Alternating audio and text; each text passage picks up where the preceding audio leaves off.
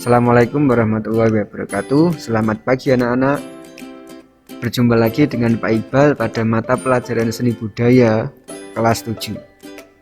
Hari ini kita akan melanjutkan materi kemarin, yaitu bab 1, ruang, waktu, dan tenaga pada gerak tari. Oke, mari kita mulai materinya.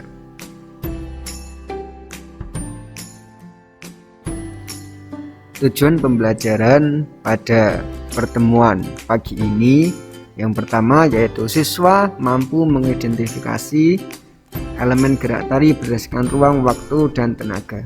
Yang kedua, siswa mampu mendeskripsikan elemen gerak tari berdasarkan ruang, waktu, dan tenaga. Tiga, siswa mampu memeragakan gerak tari berdasarkan ruang, waktu, dan tenaga. Yang keempat, siswa mampu mengkomunikasikan elemen gerak tari berdasarkan ruang, waktu, dan tenaga, baik secara lisan dan atau tertulis. Berikut adalah kegiatan dan materi pembelajaran selama 3 pertemuan. Yang pertama yaitu pertemuan kemarin ada pengertian gerak tari, tari menurut para ahli, dan elemen gerak tari. Untuk pertemuan kedua yang akan kita bahas pada pagi ini meliputi materi elemen gerak tari, kemudian pengertian ruang, pengertian waktu, dan pengertian tenaga. Sedangkan untuk pertemuan terakhir nanti ada penilaian harian. Oke anak-anak, mari kita mulai materinya yuk. Seperti yang kita bahas minggu kemarin, elemen gerak tari dibagi menjadi 3. Yang pertama adalah ruang, yang kedua waktu, yang ketiga tenaga.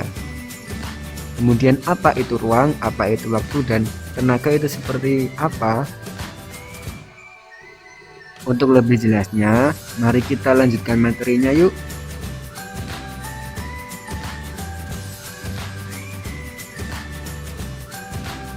Yang pertama, ruang.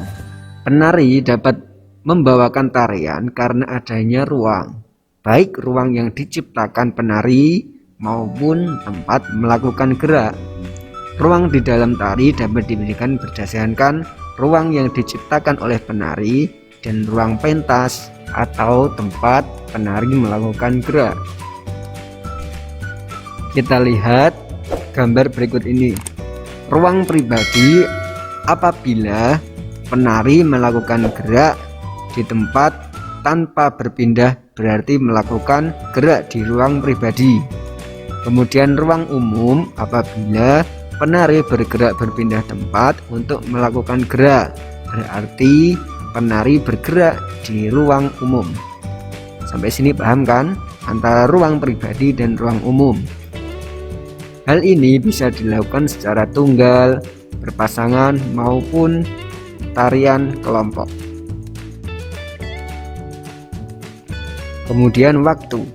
Setiap gerak yang dilakukan membutuhkan waktu, baik gerak estetis atau gerak yang mengutamakan keindahan maupun gerak fungsional seperti berjalan, berlari, maupun melompat, dan lain-lain. Perbedaan cepat atau lambat gerak berhubungan dengan tempo. Jadi, tempo merupakan cepat atau lambat gerak yang dilakukan. Fungsi tempo pada gerak tari untuk memberikan kesan dinamis sehingga tarian enak untuk dinikmati. Sedangkan waktu yang dibutuhkan selama menari disebut dengan durasi. Untuk lebih jelasnya, mari kita lihat gambar di samping. Dalam tari, hubungan antara gerak dan waktu adalah waktu memberikan kesan dinamis karena dapat menghidupkan karya tari, sehingga gerak tari akan lebih menarik, indah, dan dapat dinikmati. Paham kan anak-anak? Sebagai contoh, lihat gambar berikut ini. Gerak melayang bersama-sama seperti yang diperlihatkan dalam gambar memerlukan ketepatan waktu secara bersama-sama supaya saat melompat nanti dapat berseragam gerakannya, tidak satu ketinggalan kemudian yang satu duluan. Jadi dalam melakukan gerak tersebut membutuhkan ketepatan waktu. Yang terakhir yaitu tenaga. Setiap melakukan gerak tentu memerlukan tenaga. Penggunaan tenaga dalam gerak tari meliputi 1. Intensitas. Intensitas berkaitan dengan kuantitas tenaga dalam tari yang menghasilkan tingkat ketegangan gerak.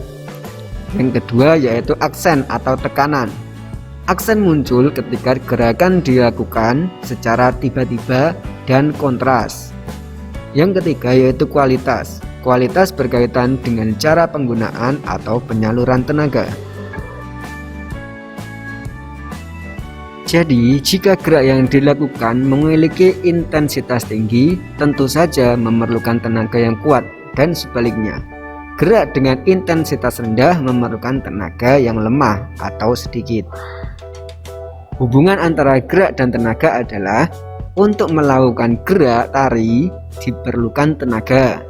Dalam hal ini, tenaga diwujudkan melalui kualitas gerak yang dilakukan oleh penari, sehingga dapat menambah kesan dinamis gerakan tari. Mari kita lihat contoh berikut ini. Dari gambar di bawah ini, manakah penari yang memerlukan tenaga paling tinggi? Apakah penari A, penari B, atau penari C? Kira-kira yang mana ya?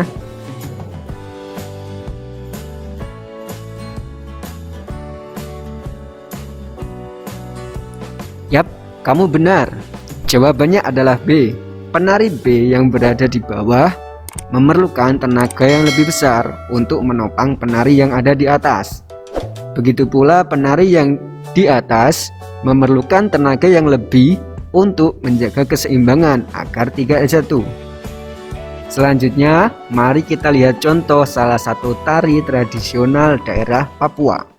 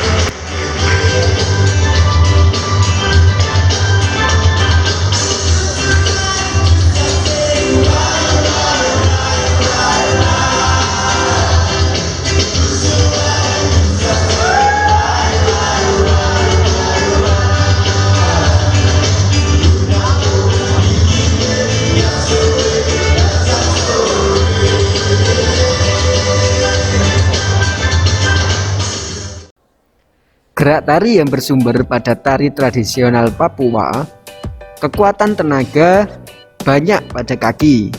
Gerak kaki yang cepat dan ritmis merupakan salah satu ciri dari tarian Papua. Gerak tari yang bertumbuh pada kaki di Papua dipengaruhi oleh kondisi geografis alam yang berbentuk pegunungan. Kehidupan masyarakat Papua di daerah pegunungan memerlukan kaki yang kuat untuk dapat mendaki, menuruni bukit maupun pegunungan. Kehidupan sosial budaya seperti inilah yang juga mempengaruhi karya seni tari.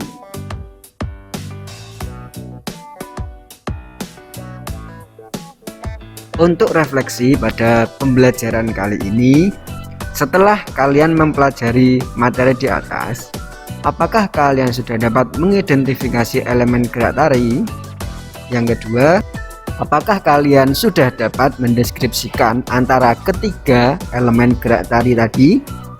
Yang terakhir, apakah kalian sudah bisa menganalisis tarian berdasarkan elemen gerak tari? Baiklah anak-anak, cukup sekian materi pada pertemuan pagi ini. Sampai bertemu di materi selanjutnya. Kemudian selamat belajar dan jangan lupa tetap jaga kesehatan. See you next time. Assalamualaikum warahmatullahi wabarakatuh.